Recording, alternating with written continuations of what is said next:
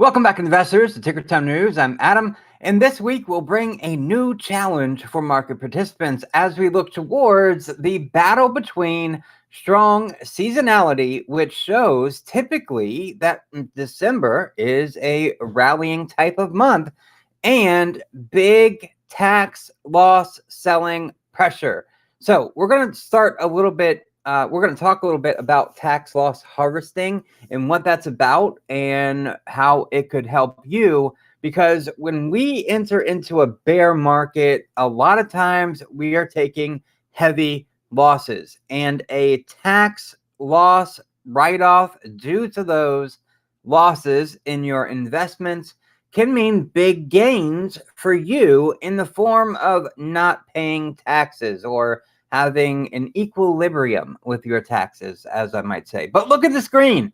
This is the S&P 500 for today. It was down, it was red, and it was as expected. We reached the top of the channel, and I'm going to talk about that in just a moment after we go through tax loss harvesting. But when we go look at the SPY, we'll see very clearly that on Friday, we tapped out at the top of the channel, and we were just waiting. We were just waiting to go down. As a matter of fact, on our Discord server, I forgot what the name of it was there for just a second, but on our Discord server yesterday, we posted a couple of these exact, what you see here on the chart with the SPY, these rising wedges in this chart pattern. Let me pull up the chart pattern right here for you.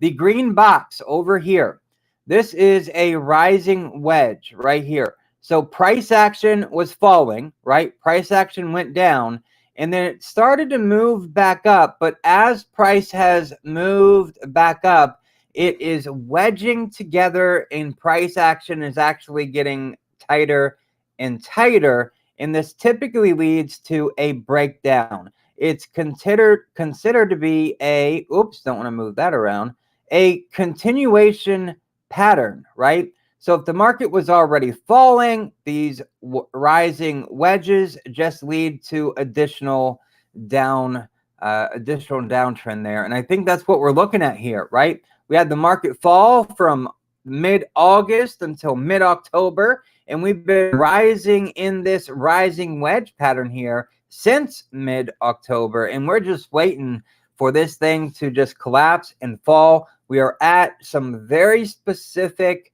you want to call them trend lines or moving averages or anchored VWAPs for year to date, that is, and it's just not looking good. Today, just like last Monday, we fell all the way to the bottom of this week's weekly expected move. Now, when it comes to the weekly expected moves, we typically reach them by the end of day on Friday. Well, today, day one of the week, we reached the lower end of the weekly expected move. Let me grab my highlighter. So the purple lines that run across the screen here, we've got one there and one here for the SPY. The lower end of the SPY, the weekly expected move, was 400. 400. That's where we should have been by the end of business on Friday, or at least within this range. The upper end of the weekly expected move was 413. Now, what happened last week after Monday and Tuesday?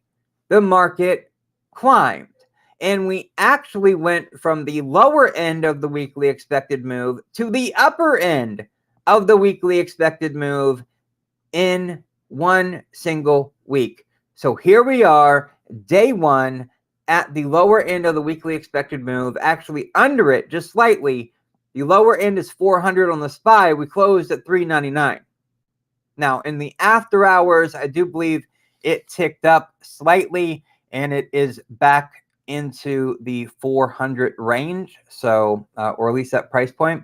But let's talk about tax loss harvesting and what it is. So what is tax loss harvesting? Well, capital losses, you realize, can be used to offset unlimited capital gains in a tax year. So if you have held a security for over a year and then you sell it, you have to pay the gains on that investment, okay? If you were to trade, right, and you have gains at the end of the year, you were successful, you have to pay taxes in either scenario. Well, when you have an investment that is at a loss and you decide to sell it, you can take the loss and you can apply it to the gains that you had, right? Either towards capital gains, which is where they go first, and they even go to income, which would be trading. That would be the second type of offset that you can make with these losses in these investments. Now, if there were no capital gains were created in a tax year, losses can be carried into the future, into future tax years to be used later. And that is one thing that makes now a little off. See, in bear markets, this is where that strategy is used on a wide scale, and it can affect the outcome of December, the month of December. For example, if you're in a bull market, most of the time, your longer term investments that you've had for over a year, let's say, are profitable. Well, you're not selling them for a loss. However, when you're in a bear market, there's a lot of your investments that are probably underwater, especially if you bought towards the tail end of 2021, like November of 2021, and now here you are in December of 2022, and you've got a loss. So think about the bear market scenario. Not a lot of people end up with a loss. Not a lot of market participants have a loss in that bull market year. If this, or in the bear market scenario, there's a lot of market participants who are underwater. So being in a bear market, you come year end, tax loss harvesting is way worse in a bear market than it is in a bull market. And since those taxes, or the tax loss, since it can be used in future years later down the road, it's like a no-brainer to use. There is, to my understanding, there is no limit on how long you can carry them forward. So there's little reason for investors to actually avoid harvesting losses if they have an opportunity to do so. And in a bear market, there's lots of people who have this opportunity right now. Now, it's always possible that you may sell investments at a profit in the future, right? That's what we all hope to do. That's why we invest. If you harvest losses now, those eventual capital gains can be offset even further into the future. In other words, even if you don't need to offset gains this year, a loss can still be a valuable tax asset in a future year. Additionally, a capital loss can be used to offset income once your gains are offset. This may actually be even more valuable than using losses to offset gains, because capital gains is taxed at a lower rate. income is generally taxed more heavily than your capital gains are on your investments. One more note. Tax loss harvesting can be valuable in 3 different ways. You have tax deferral, tax rate arbitrage, or outright tax elimination. So make sure to check with your accountant, your financial advisor, whoever is doing your taxes, okay? And ask them specifically because they know your situation better than most. Ask them about tax loss harvesting. Tax loss harvesting. Ask your accountant about it. Now is the time to take advantage of this tax. I don't know. It's not a loophole. It's playing the game. This tax loss rule. Okay. So ask your accountant about it. See if doing a tax loss harvest is right for you. If the benefits can help you in your current situation. Now, the tax loss harvesting effect will affect the month of December this year. This year.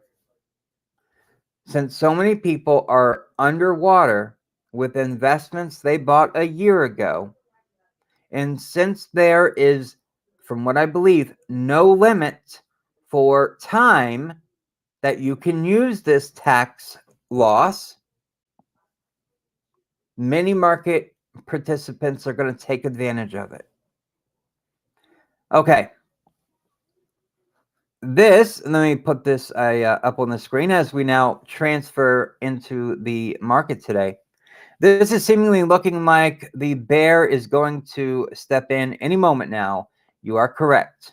And I'll show you with the charts that this is a correct statement. Okay.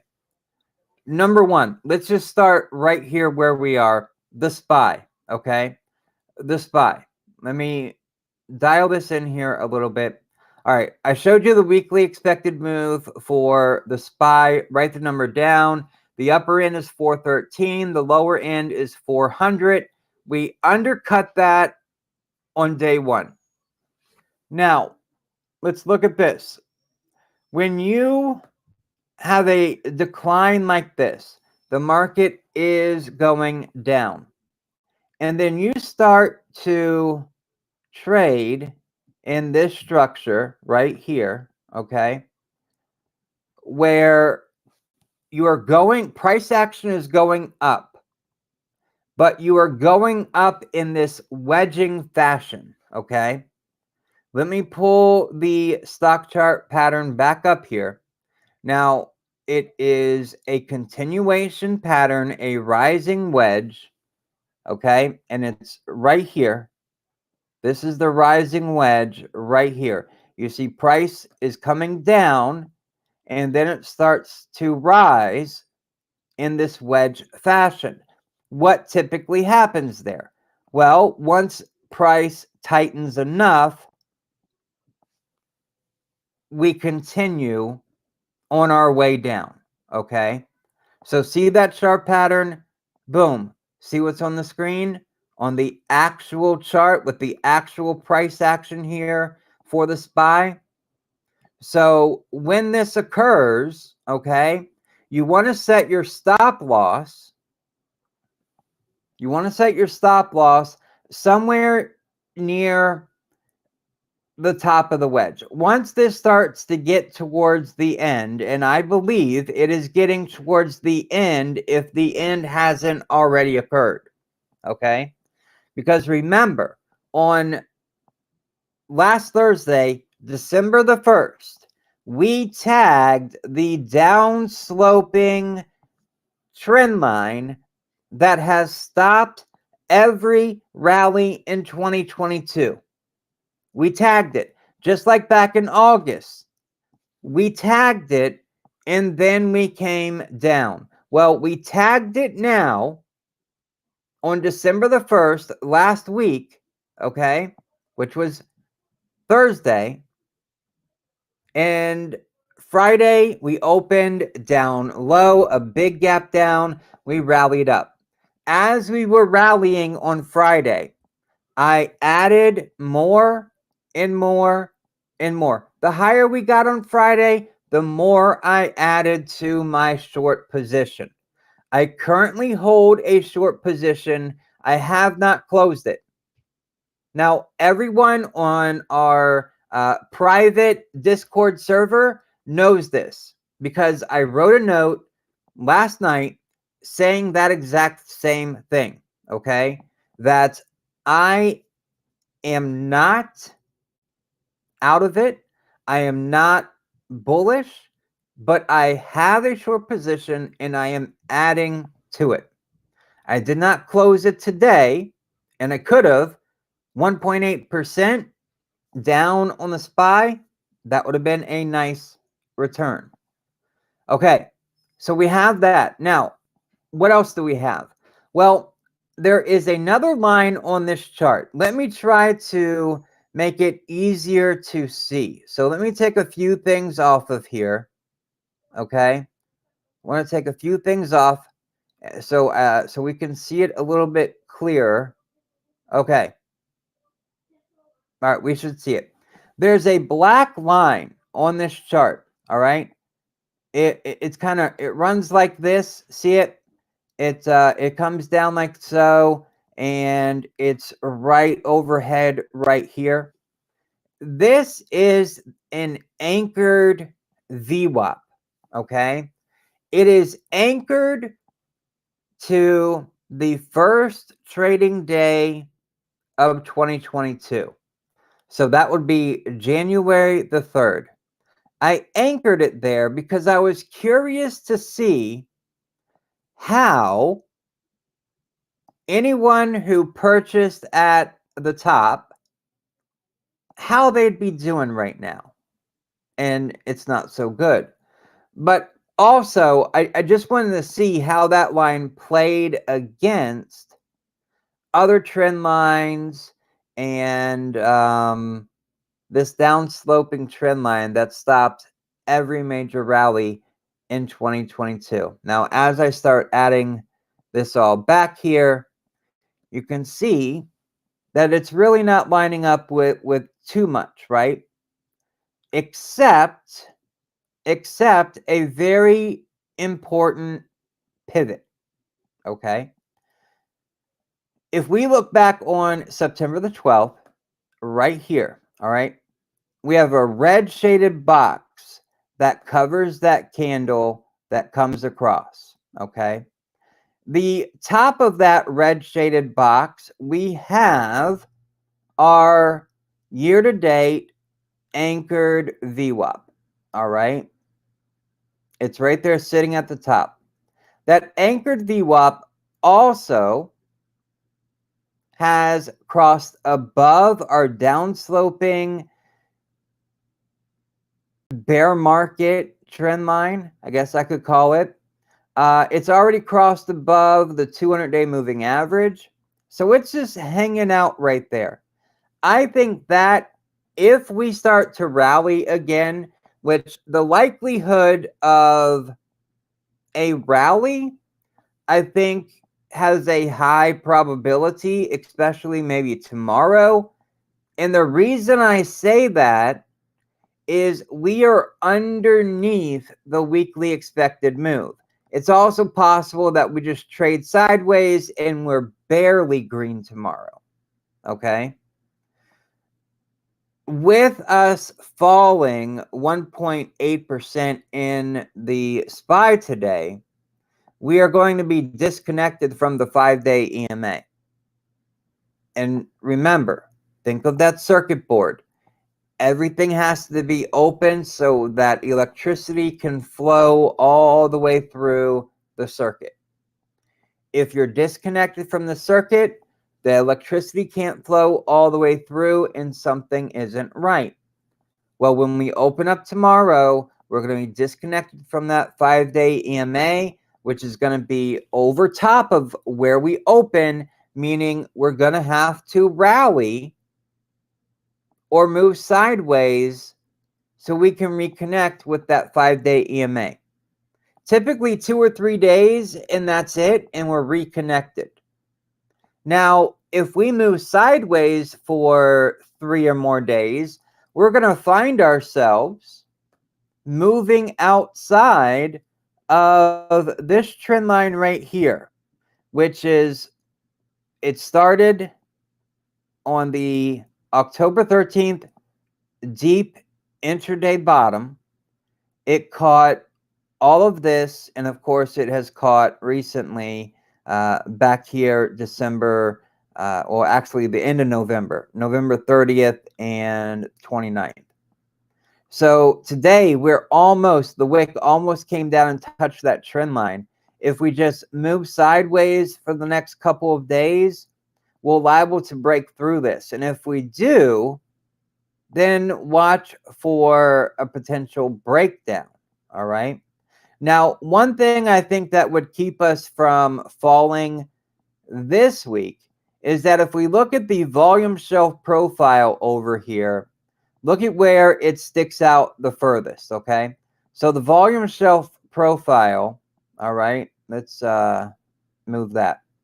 You can see that from up here, it's moving up before it really shoots up right there, and that is exactly precisely where the lower end of the weekly expected move is. But then it moves in a more powerful way, okay?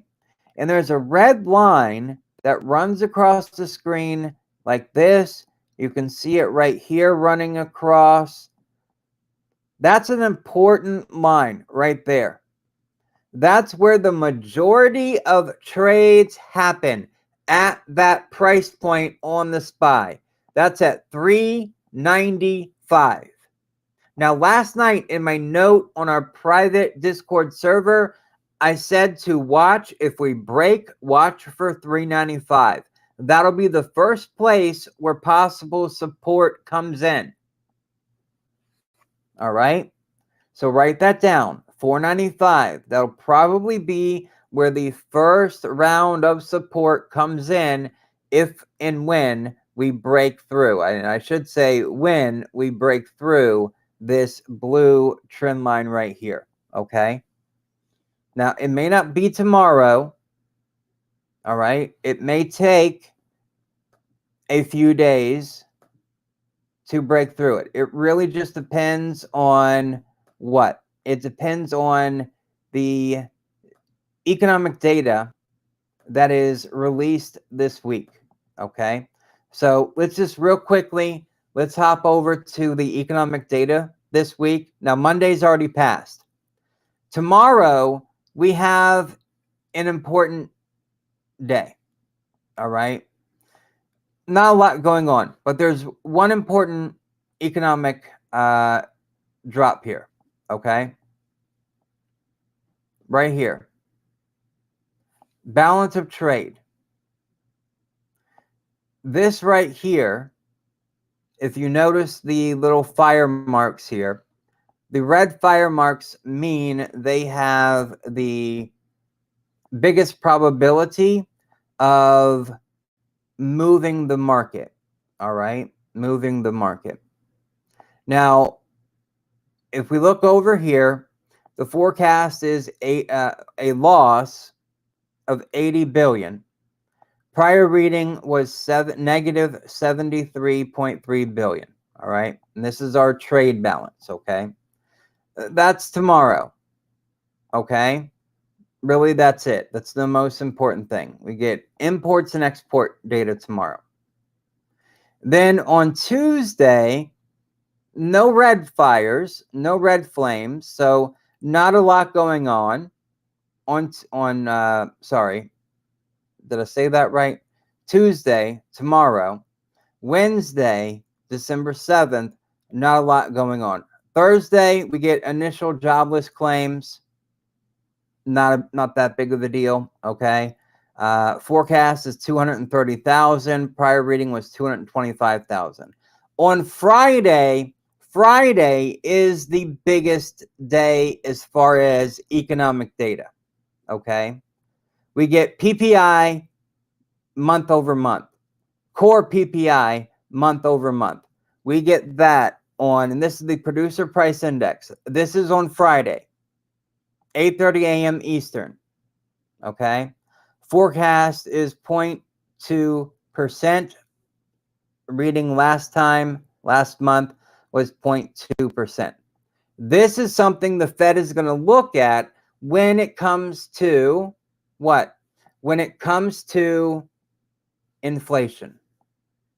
How are producers doing? What are producers paying? Are costs going down or are costs going up for producers? That's a big question, right? So Friday will be a big day for that. We also, and this is at 8:30 a.m. Eastern on Friday. And then on Friday, we also get the preliminary Michigan Consumer Sentiment Report. Okay. How has consumer sentiment been? Is it improving or is it getting worse? Well, if we look here, the prior reading was 56.8. The forecast is 56.9. 0.1% improvement is the forecast. So when it comes to how the market is going to react this week, it looks like Friday will be the biggest day. And if we just move sideways unto Friday, all right, if we just followed the lower end of the weekly expected move and we stayed around 400 on the SPY, on Wednesday, we would tag that blue trend line. Thursday, if we stayed at 400, we would have just barely broken through. But if we get numbers that are not seen as good through market participants' eyes, if they see PPI, the producer price index, and inflation is hotter than expected, then the market could just really fall from that point. If inflation comes in on target, or maybe has come down even more than expected, then maybe the market might catch a bid and send us back up above the lower end of the weekly expected move and potentially back up above that blue trend line. Now, if the market were to rally this week on some sort of news, okay, then the downsloping trend line that has stopped every major rally in 2022, it would potentially break above it if we went to the upper end of the weekly expected move. And it would be the first time in 2022 that this trend line had gotten broken through. Price action had broken above it. And I don't mean the wick shooting above it. I mean price action moves above it and then closes above it. That would be important. Okay. Now, in today's market, and I'm going to go over the SPX, the Qs, the IWM, DIA. I'm going to go over those in just a moment to show you the weekly expected moves. But I want to mention something that is important for why the market fell like it did. Like we said in last Thursday's live stream, Friday was a pivotal day. Why? Because there was economic data, but more importantly, Friday was the last day that the Fed could speak, that the Fed could publicly say something, okay? Because starting on Saturday started the blackout period for the Fed, meaning the Fed from Saturday all through this week and all through until the 14th can't say a word publicly. They could not say a word publicly. However, on the 14th, of course, in the afternoon, that's when Jerome Powell will come out and talk. We'll get our rate hike decision a half hour before Jerome Powell talks on December the 14th. We'll get the press release, and then Jerome Powell will come out and he'll talk. The press release will tell us if we're getting a 50 basis point rate hike or what, and then he'll answer questions. But until that point, the Fed cannot say anything publicly. But the Fed can leak. The Fed can give somebody information to send out into the market. Now, who is a journalist, or I should say, who is a journalist that the Fed gives information to during these blackout periods to let the market know what the Fed is thinking? Who does it? First name, Nick Timiraos. He is believed by many to be the person at the Wall Street Journal who the Fed will give information to for him to then write about it, publish it to the world. So during these blackout periods, market participants pay very close attention to whatever he has to say when it's related to the Fed. And guess what? Guess what? We got that today. Yes, we did. We got it today. He gave a report today in the Wall Street Journal,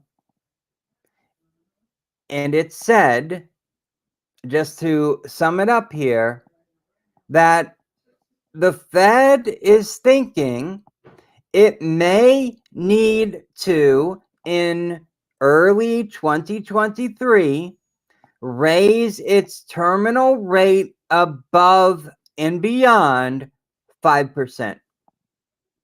The market did not like that.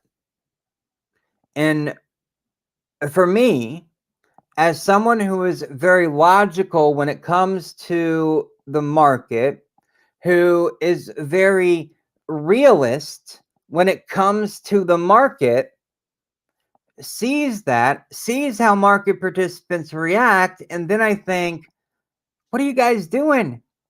What are you gals doing? Don't you remember just a couple of weeks ago, we had a Fed official say that the terminal rate may need to go to 7% to ease inflation, to bring inflation back down? Do they have amnesia? Did they bump their heads? I hope not. But it was just a couple of weeks ago that a Fed president said may need to go to 7% to bring inflation down to 2%. And now the Fed is leaking, I'll do it in air quotes, to Nick over at the Wall Street Journal that the Fed's going to have to go higher than 5% to tame inflation. The market is not prepared for anything near 7%. That helped to drive the markets down as much as they were today. I mean, look at this. The SPY was down 1.8%. The Q's down 1.7%. The Dow Jones down 1.3%. IWM, your small caps, down 2.7%.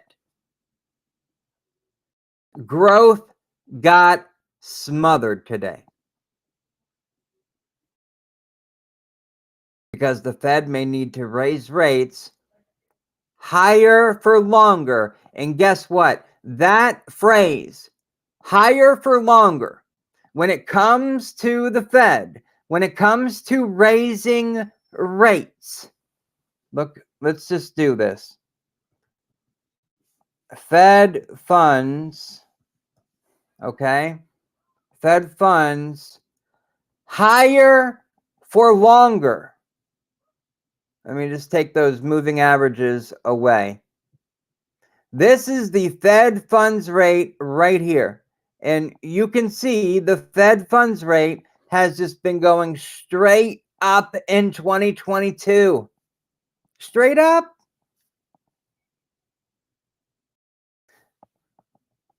The market is scared of that phrase when it comes to the Fed and raising rates. Higher for longer.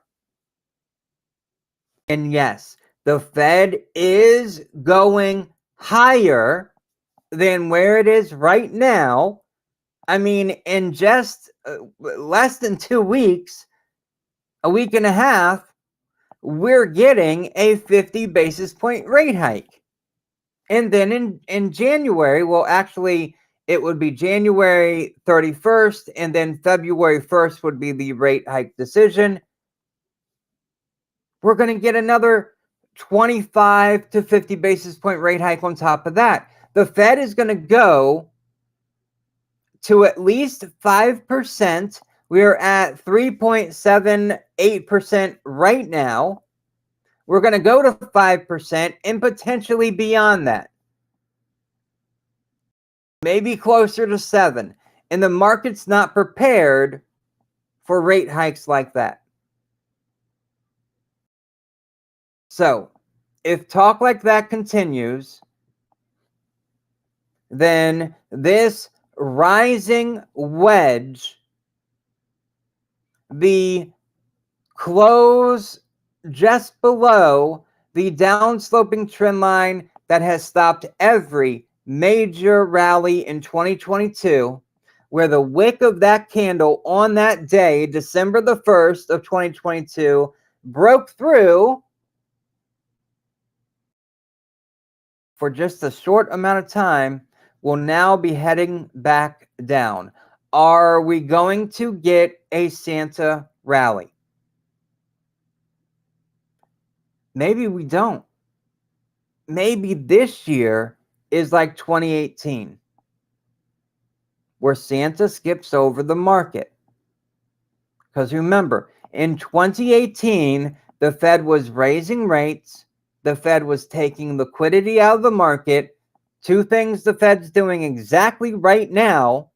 Plus, we have way more debt than in 2018. We have way more on the Fed's books than we did in 2018. And we're raising rates at a much faster rate than the Fed was in 2018. And inflation is higher than it was in 2018. Unfortunately, this December may be shaping up to be a rough one, unfortunately. And the reason I say that, remember at the beginning, we talked about tax loss harvesting. They are worse in bull markets than in, let me correct that. Tax loss harvesting are worse in bear markets because more market participants are underwater and they want to take advantage of that tax rule because you can use it in the future. You don't have, it's not like you either use it or lose it. You can use it in the future, maybe in a year where you have a lot more capital gains or income that you need to cover. And you use it then. Now, I've showed, you guys have seen the seasonality chart multiple times.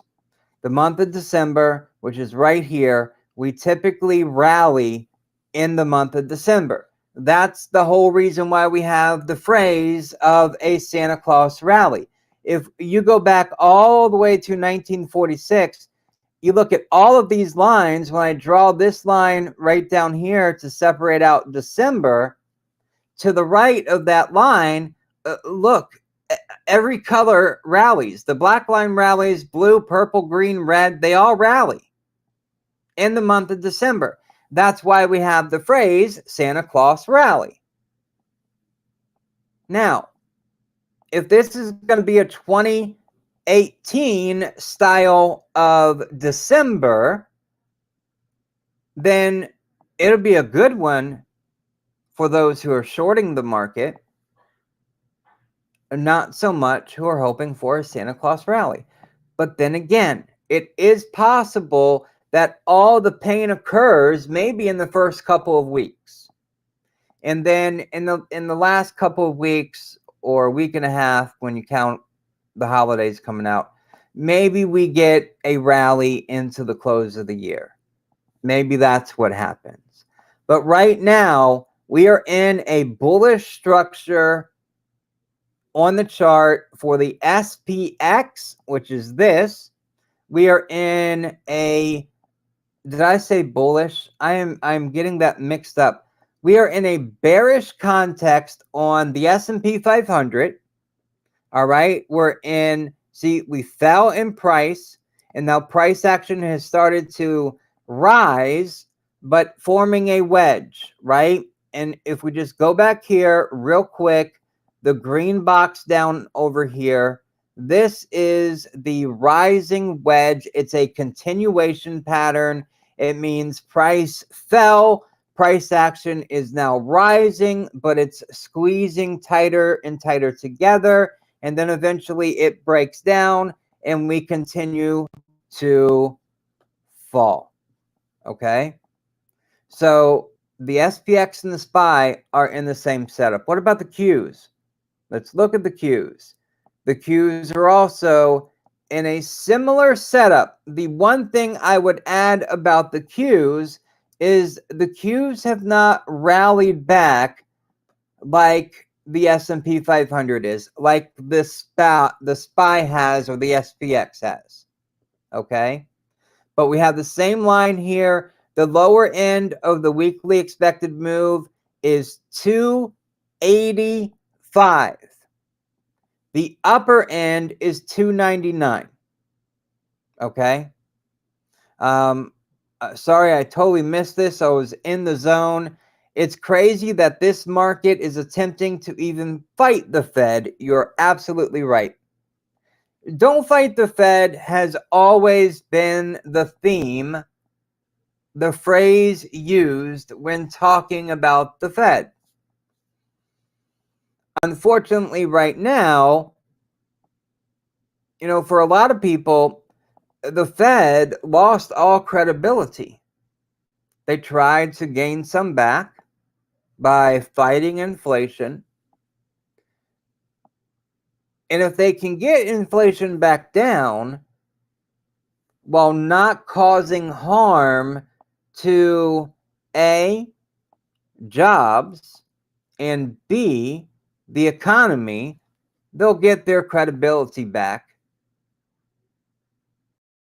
Maybe not from all market participants. We are always weary of what the Fed might be doing.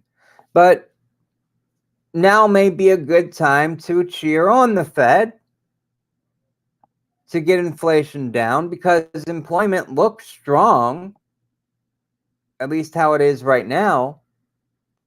So, yes, the Qs do have a similar wedge pattern here. I could take the lines out further to really match that up, but I wanted to bring it in here a little bit tighter.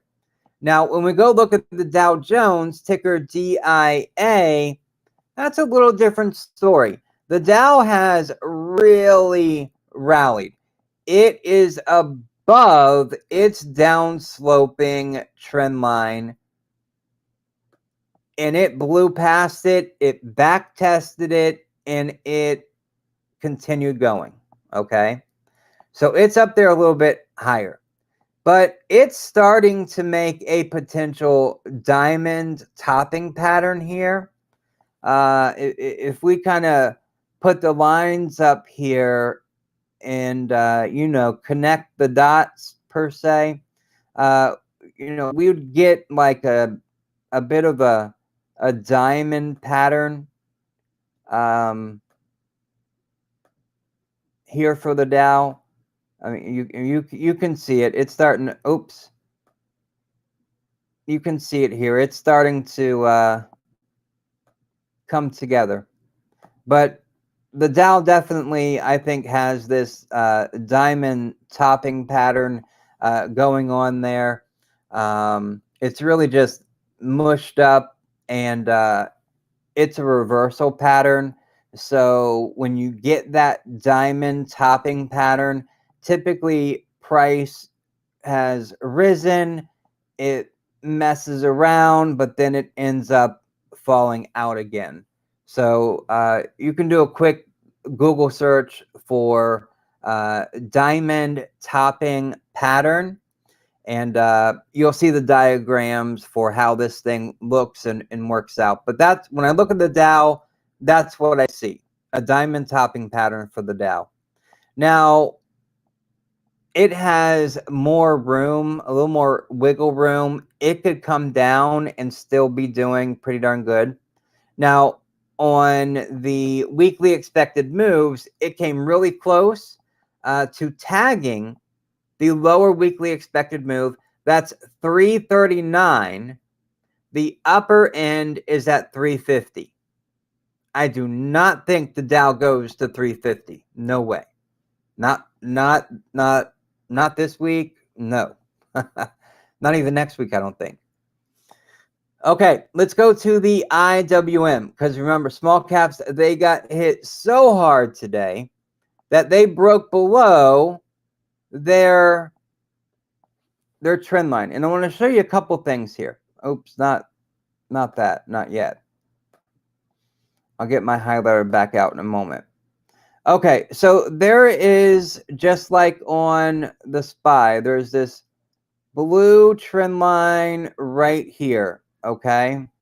Well, the SPY today, I'm sorry, the IWM, when it fell that massive 2.8%, it broke below its downsloping trend line that it was able to get above. It broke below that downsloping trend line, and it broke below the upwards trend line as well. Okay, that's interesting. Something else interesting. How's it going? Glad you're here. Something else that's interesting here about the IWM. I sent this out to our private investor community yesterday on Discord. Doing good? I hope you're doing good as well. I want you to notice something here for the IWM. Okay, let me open this up a little bit here and bring it up out of the weeds some. I have this blue trend line, and it turns to a red trend line. So over here on the left, it starts out as a blue trend line, and then it turns into a red trend line, but it's a straight trend line all the way across. This is looking back at the entirety of 2022. Okay? The entirety of 2022. Now, what I find fascinating is on the left side of this chart, you've got, the blue arrow here, here, and here. Okay. These three blue arrows were support along this line. Then, once that line was broken through, then we've got resistance, resistance, resistance, resistance, resistance. Okay? All resistance there. If the IWM does catch another bid, okay, and it is possible, it went pretty far down today. This is probably the end of the road, as high as it can go. All right. I was looking at that over the weekend, thought, wow, that's interesting. That's really interesting. And the main reason why I was looking at it is because of how high the SPX, I'm sorry, I keep doing that, the IWM got on this trend line right here. I mean, it was literally at 189, and the big year-long trend line is at the 190 level, okay? So it got just a couple points away from that level. So that's why I was looking at it. On Friday, we rallied over here 0.5%. Thursday, we were really close to it.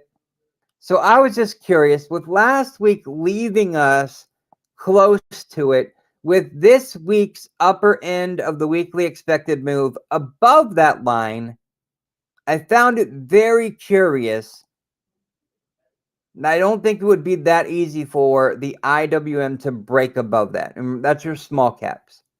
So for the IWM, the lower end of the weekly expected move got completely crushed today at 184. We closed at 182. So watch for a rebound play tomorrow. Okay, watch for a rebound tomorrow, at least back up to the weekly expected move of 284. Now, the upper end of the weekly expected move, I don't think we'll get there, is at 191. So just remember, with the weekly expected moves, they are a set number based off of an equation using the options market data, and it's a plus or minus. So for example, if the number was 3, then it's +3 or -3. And that's how the market can move. And that's why we have an upper level and a lower level for the weekly expected move. It's the exact same plus or minus from Friday's close. Okay, that's the IWM. Let's go look at a couple of reasons that equities fell today, or at least a reason for, in combination with the Wall Street Journal article, why did the markets go down so far? Well, the dollar made a big move today. Okay. The dollar was up 0.8%. That's a good rate of change for the dollar. Now, the dollar bounced off of a very important support level today. Its wick goes down to this blue shaded box, all right? This blue shaded box that runs across the screen right here. The dollar got into this blue shaded box, it bounced from that, and then it had its 0.8% move to the upside. It reconnected with its 5-day EMA, which is wonderful, okay? So let me give you a bit of a bigger view here of the dollar. I just want the past year, so 2022 in here. There we go. All right, 2022, here's the dollar. What do you think is going to happen next for the dollar? Well, the pattern that it has, okay, let me just take these two highlighters away so you can see it a little clearer.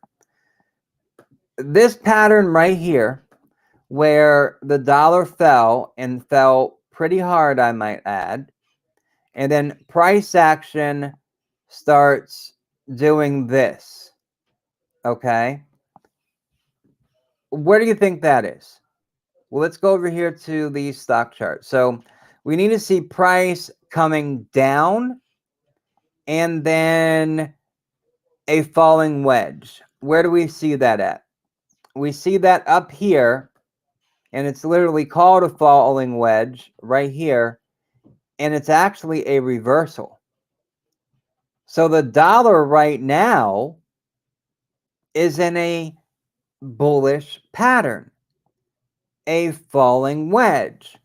Price came down, price starts to rally back and forth, fall, up, down, wedging. So it came down, it runs through its pattern, and then it breaks back up. So looking at this, do you see it? Do you see that? Price action fell hard. Now price action is in a falling wedge. This is seen as a reversal where price will go like that. If this pattern pans out, and patterns can be voided all the way up until the moment they are voided, right? Patterns in technical analysis are not accepted until they either break out or break down as expected. But they can easily be voided, okay? If price action were to break down further here, that chart pattern would be voided. It'd be voided out, okay? If the dollar did a reversal like this, and I don't think it would go up that high, I think the dollar, let me clear this out. I think the dollar would find resistance about right here at maybe 107 to 108. I think the dollar would find resistance there because if we look back, we had support, and we had resistance at that 107 to 108 level. But if the dollar did rally like that, that's going to put pain and pressure on what? Equities. The S&P 500 moved back down. Also, we had the 10 and 2 year today both move up. I believe it was 9 basis points for the 10-year and 9 basis points also for the 2-year. So the 210 is still inverted. The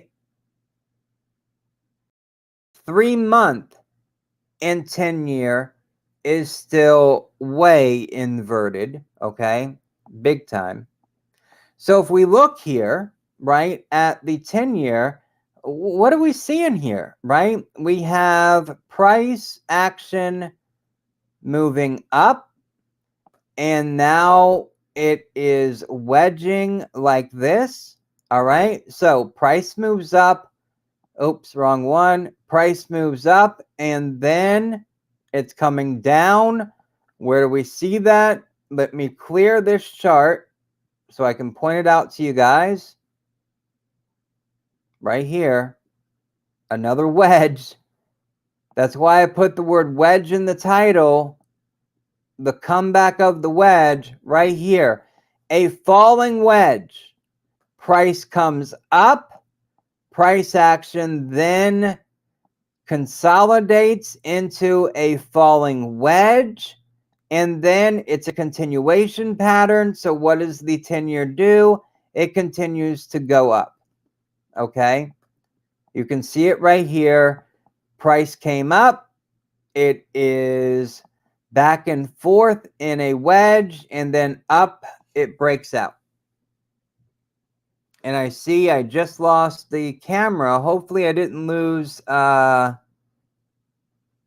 mic as well. It looks like the mic is still working, but I lost the mic. I mean the video. Okay, I wonder.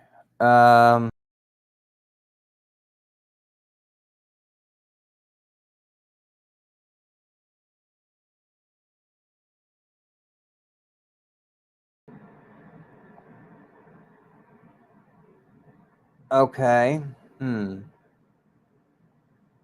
So the camera's out for some strange reason, but I think I got my mic, so I think we can continue with this. Just let me know if my voice is still coming through. If it is, I'm almost to the end of my notes for today anyways. So watch this. Let me know if you can hear my voice. If I'll continue. If you can't hear my voice, then I'll just cut it off here. Just let me know in the comments there if you can hear it. Okay, so we got that. Now, tomorrow, again, when we go look at the data for tomorrow, all right, you can hear me? Good. Then I'll just let it run like this. We've got our trade balances coming in tomorrow. Not really a big mover. Yeah, camera for some reason cut out. I don't know why. But I'm glad as long as their volume is good, my mic's working, I'll just let it roll like this. This is fine. I think it's okay for you guys.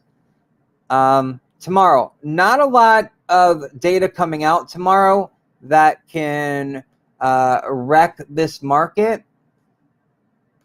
However, what does that mean?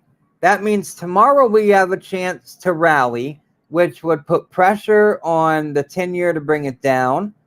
It would put pressure on the dollar to bring the dollar. Oops, got to go back to the dollar.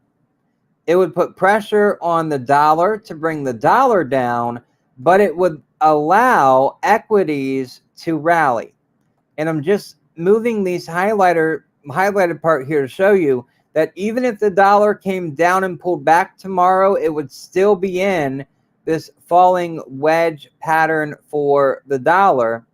And then going to the S&P 500, ticker SPX, even if the dollar pulled back yesterday and equities rally tomorrow, which I think they're most likely going to do, it does not void out the rising wedge, okay? All of these products, you can go through a whole bunch. Let's look at mega cap real quick. Ticker MGK. This is the Vanguard Mega Cap Growth ETF. Look, they're also in a wedge, okay? Where price came down, now it's wedging up. And let's just go back to the chart pattern. Price came down, it's wedging up. Oops. Is this bullish or bearish? Right here. Uh-oh, it's bearish. Price came down, it's wedging up. And as price gets tighter, boom, to the downside. What do mega cap growth look like? Price came down. Price is now back and forth in a rising wedge. Guess what's going to happen? Boom. Continuation pattern to the downside. There are so many of these wedges. They are all over the place on chart after chart after chart. You can see them. You can point them out. There are some that are bullish, but most of them are bearish. And that does not bode well for December 2022, even though seasonality, okay, and this is why we have this battle right now. Is seasonality going to win out, or is tax loss harvesting going to take over? Because for tax loss harvesting, wrapping this up, bringing it all the way back to the beginning,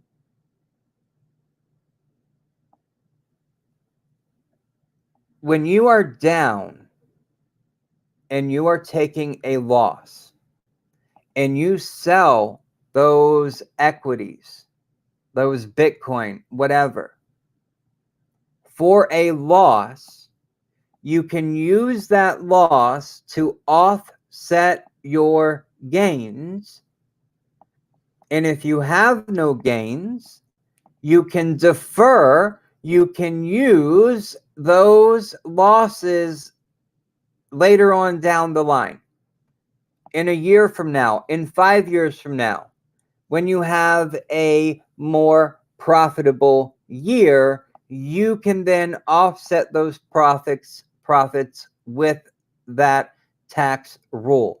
Now, in bear markets like we are in right now, even on this seasonality chart, let me draw it here with a the black line here, because I want to follow the red line.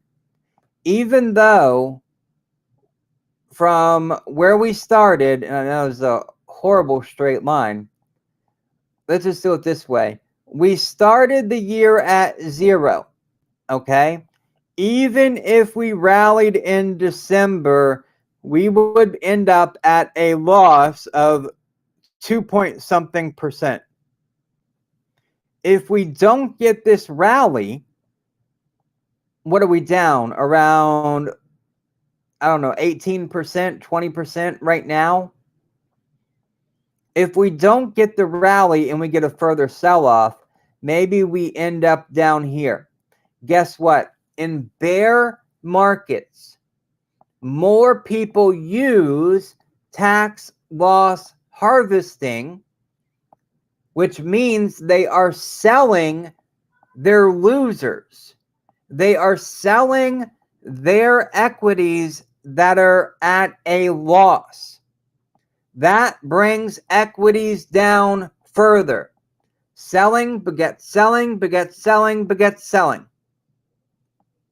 So as long as you understand that concept, that we're in a bear market, that means tax loss harvesting rule will be in effect. More people will use it this year than have used it in the last 14 years, maybe even the last 14 years combined, because we're down so much. And that's going to cause the market to drop even more. So there's a lot of bearishness out there.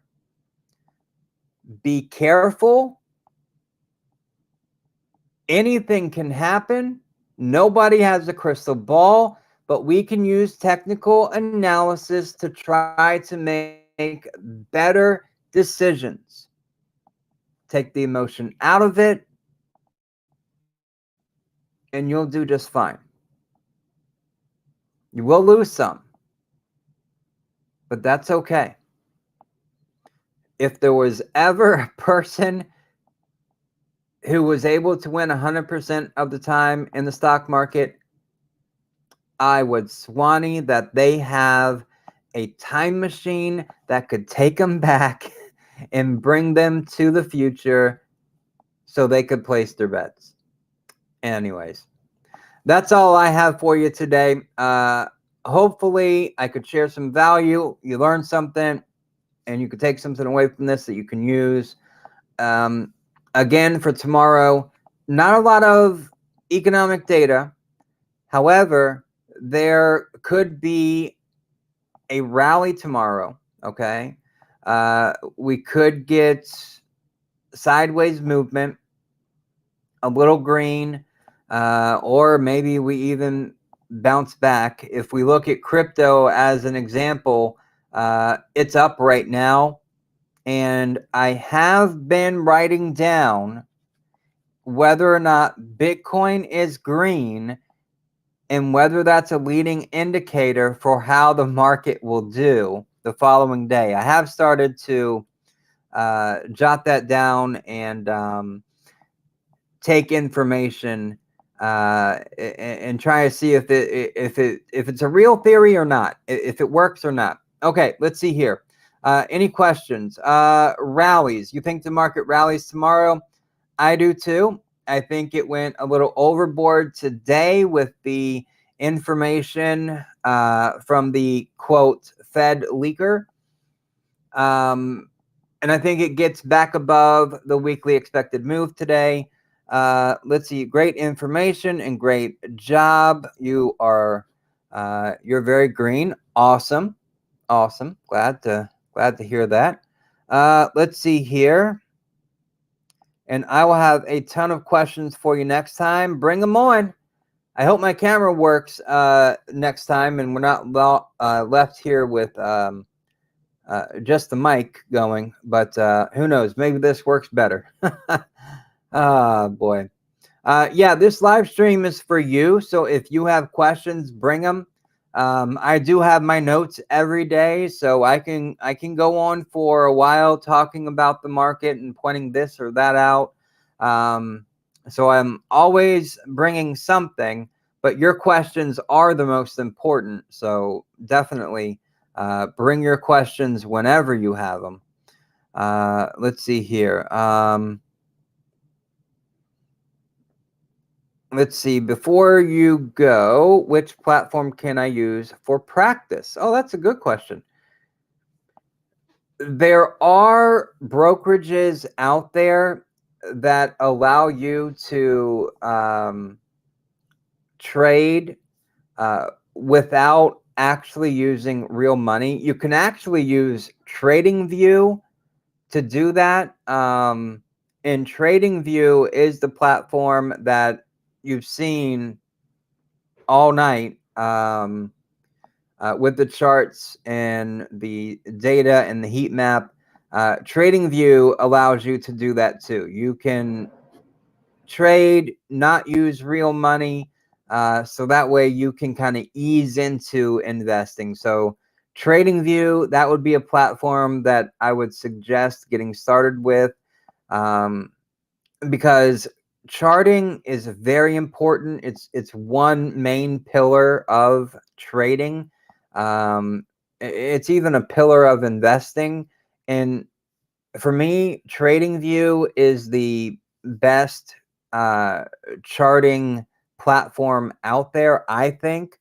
Obviously, I use it every day, and it's what I'm showing you guys every day. So you can paper trade with TradingView. As a matter of fact, is it down here on TradingView on the trading panel? I believe it's the very first one. Well, no, second one right here, paper trading. So you can go right in here on TradingView, connect up, start paper trading, where you are learning, you're making trades, but you're not using your real physical or digital money. Okay. And again, it's a great way to practice. Even if you are someone who's been investing or trading for a year or two, you can still go paper trade to learn new strategies or to test new strategies or techniques without risking your own capital. You actually thinking about this is a great way to do that. So maybe there's a new option strategy you want to try. Well, instead of trying it and risking your own capital, go paper trade it. See how it works by paper trading it, you know? So yeah, TradingView's got it. A lot of the major brokerage firms offer paper trading as well. I don't think Robinhood offers paper trading. Webull, who's another, app focused brokerage, they offer paper trading. So yeah, that's what I would suggest to use here. Webull has paper trading and Thinkorswim. Yeah, thank you for that. Absolutely. Oh wow, I missed a couple of these. I didn't scroll far enough. Let's see here. Where do you find out about the weekly expected moves? Is there a website? Unfortunately, there's not a website. It's something that I do for our private investor community. I send them out every Sunday evening. I do them on about 40 plus products. It's just like the numbers that you see here. There's an equation that you use. I do believe that Thinkorswim may actually offer them. I think I heard that before. I'm not 100% sure. I don't use Thinkorswim. You can also search for on Google weekly expected move formula. And then you just have to go through each individual product and, run the formula, the equation, and boom, you'll have the weekly expected moves. Just to give you an example, I don't typically share the weekly expected moves publicly, except for the SPX, the SPY, the Qs, the IWM, because those are the main indices. But I've already gone through and updated all of the sectors that we use. For example, XLP. This is your consumer staples. I've already got the weekly expected moves on there. It was a pretty big move for consumer staples, and I think that's because it's more of a defensive type sector. But yeah, it's there. TLT is another product that I do the weekly expected move for. I do not have the updated lines on here, but I did want to talk about TLT. That was on my notes, and I forgot to talk about it. We'll have to do it tomorrow for sure. I'm going to write it down here. Talk about TLT and bonds, and the reason why is with TLT breaking this trend line, downsloping trend line here, and making a pretty strong move out the gate. Yeah, it did have a pullback today, but that's because it had just had a major move. If we look at the cycle here, okay, when we are exiting this side of the cycle and we're entering this side of the cycle, typically this would be stage 6 of the cycle, and then as we enter over here, this would be stage 1. Stage 1 is contraction, and stocks go down in stage 1, commodities go down in stage 1, but what goes up in stage 1 are bonds, TLT. So write TLT down. That is the ticker. This is a long-term treasury bond. It is gonna be performing pretty darn well. Where did I have it? Was it here? Nope, that's not. That's one I just looked at. Let's see. Is it? Nope. Is it? Nope. Nope. I guess I don't have it. There we go. And my head's not in the way. Okay, so on this chart right here, for the past 2 quarters, I have thought that we are right here in stage 6 of the cycle. And in stage 6, look up above here. It says bonds, stocks, commodities, they all go down. What goes up? Nothing. Hardly anything. Hardly anything goes up in this phase. However, as we go into 2023, I think we're going to start entering phase 1. And this is a contraction phase. What goes down? Stocks and commodities go down, but what goes up? Bonds go up. That is TLT, the ticker. TLT as the ticker. Bonds go up in stage 1. The beginning of 2023, maybe even starting right now, you can see it's broken through its long-term downsloping trend line. And just look at this. This will show you. Long-term. This is going back to December of 2021 when this downtrend started. And just now, over the past few sessions, TLT has broken through. We could be now entering stage 1, and bonds go up. Stocks still go down. That's why there's so many bullish wedges out there. I'm sorry, I did that again.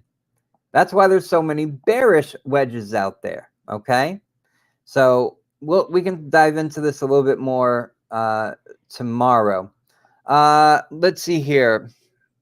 I want to offer promotion of your channel, viewers, followers, chat bots. The price is lower than any competitor. The quality is guaranteed to be the best.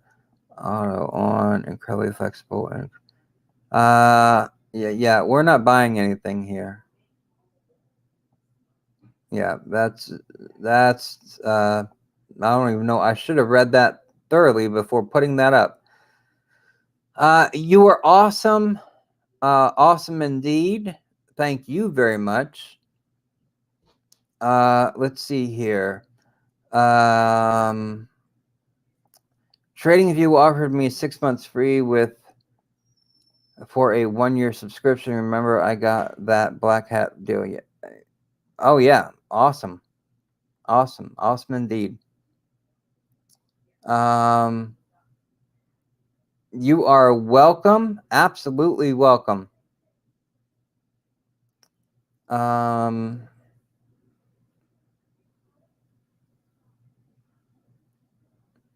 Yeah, the weekly expected move, it is from Monday, and then by the close of business of Friday, that's where we should be. And it is accurate 68% of the time, okay? In a bear market, that average may go down. In a bull market, that average may go up, but that is the overall average for the weekly expected move. 68% of the time, we land by the close of business on Friday right inside the weekly expected move. So that's why we have the lower range and then the upper range or upper level for the weekly expected move. Yeah, it's helped out tremendously. Yeah, that was a bot. I figured that out way too late. Ah, boy. Okay, let's see here.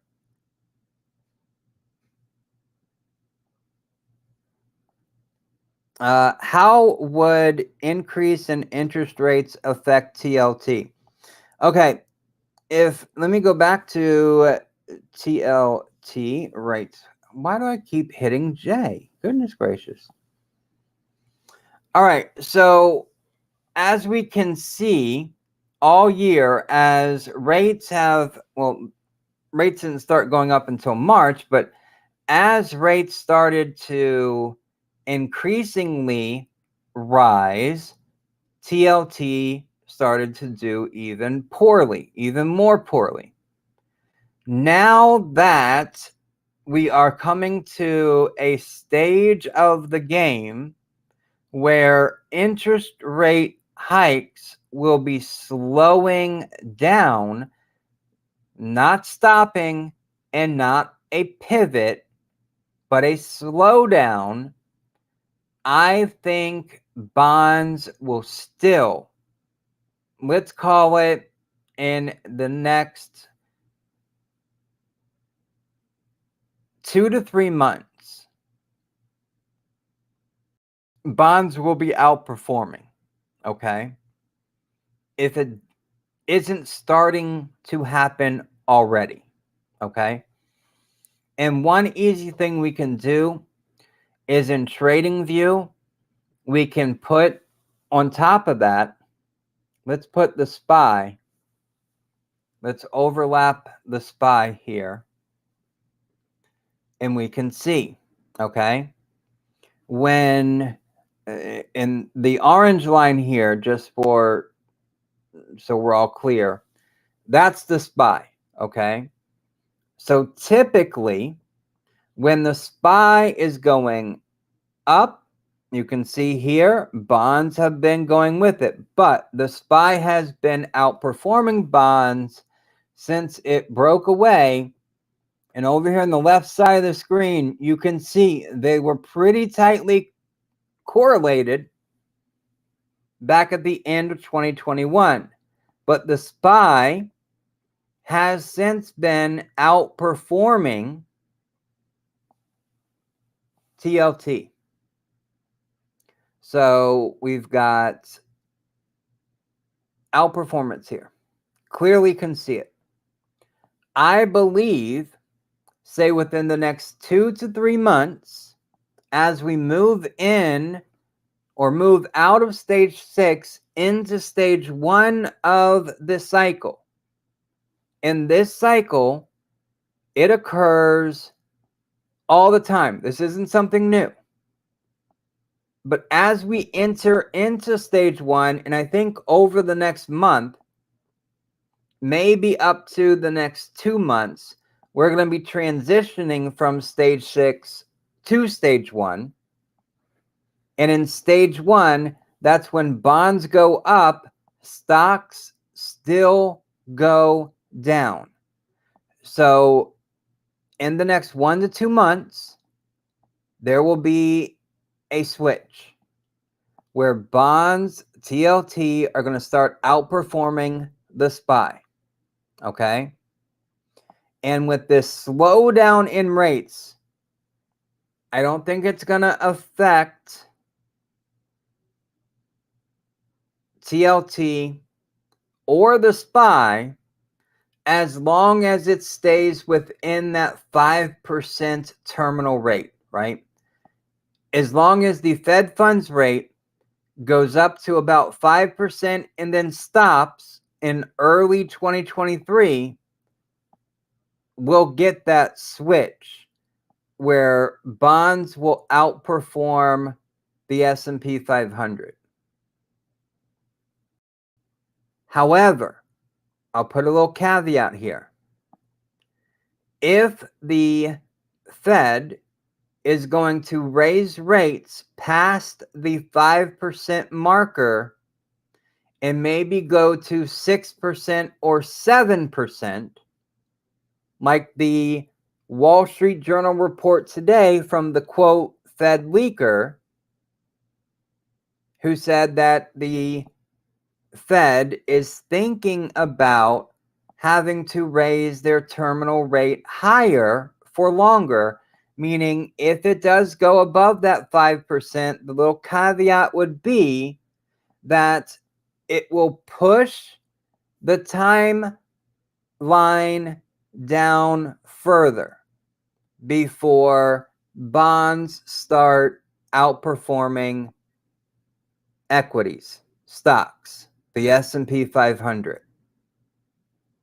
That would be the only caveat. If we go above 5% for the Fed funds rate, instead of 1 to 2 months, maybe it's 3 to 6 months. But as soon as rates are held, as soon as rates stop going up and the Fed holds rates steady and tight, that's when TLT will start outperforming the SPY. Okay? There'll be a little transition period where maybe they start syncing up really well together, better than they've done before, and then TLT will start taking over and start outperforming on a relative basis. And you can see by the chart here with the SPY overlaid with TLT, TLT is in a deeper hole than the SPY is, so they've got a little bit more room to climb out, which are more gains for you on a relative basis compared to the SPY. So that was a long ways around answering your question. You are very welcome. Okay. Is that it? Is that everything? Are we good until tomorrow? Hopefully I can get my camera back going tomorrow. Even though I think the voice setup works out just fine. Then if I, if I take that sip of water, did you know if I took it or not? And instead of that being on camera. Okay, well, if that's it, then I will. I'll wrap it up for.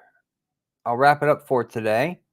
I'll be back tomorrow after the market has closed to talk about what happened, why it happened, and what to expect going forward. You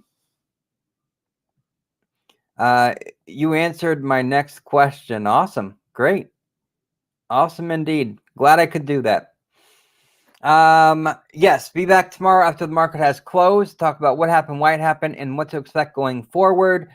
And if you could just do me a favor, click the like button and share this video with a friend. Those two things are greatly appreciated, and they help out the channel more than you can imagine. It's the only way the algorithm recognizes this channel is by you clicking that like button. So I would greatly appreciate that. And of course, sharing it with a friend. Awesome. So if you like the perspective and you want more of it, then consider clicking the first link in the description. And with that said, thank all of you for joining me today. I greatly appreciate it. I love each and every one of you. I love spending this time with you, answering your questions, and talking about the stock market. Okay, we'll wrap it up. No other questions. Everyone is satisfied. I'll see you back. Hopefully I'll see you and not just I hear my voice. Tomorrow, after the market has closed. Have a wonderful evening, and I will see you in the next video. Take care.